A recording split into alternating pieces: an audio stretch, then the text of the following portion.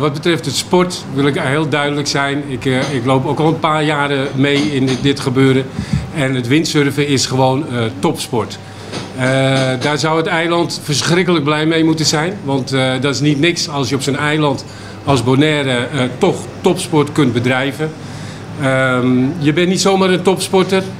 Daar moet je enorm veel voor doen. Enorm veel voor inzetten. Oefenen, oefenen en nog eens een keer oefenen. Deze jongens gingen altijd naar het buitenland. Hebben daar enorm gepresteerd.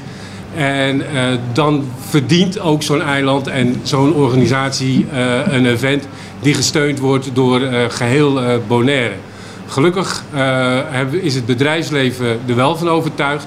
En dat zijn ook onze grootste sponsoren. Jonathan zal dat zo direct ook allemaal gaan benoemen. Daarnaast hebben we het maatschappelijke deel. Heel erg belangrijk dat binnen het sporten ook een stuk maatschappelijk zit.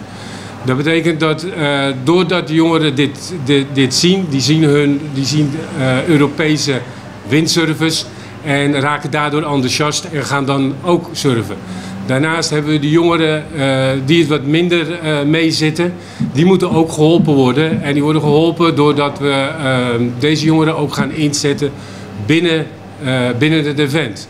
Dus dan moet je denken aan dat deze jongeren meedoen aan de prijsuitreiking. Meehelpen, boeien uitvaren, meehelpen met een stukje voorbereiding. En ook de jongeren die hier nu zijn, er zijn 2 jongeren hier, die allebei nu al bezig zijn om te helpen. Het wordt een geweldig event. We hebben Saragita, we hebben Ona van Bonaire, we hebben een aantal Europese surfers die bij de top 10 rijders zitten. Dus het kan niet meer stuk. We zijn enorm trots op dat dit toch weer gelukt is dit jaar. En we weten zeker dat het een fantastisch event gaat worden.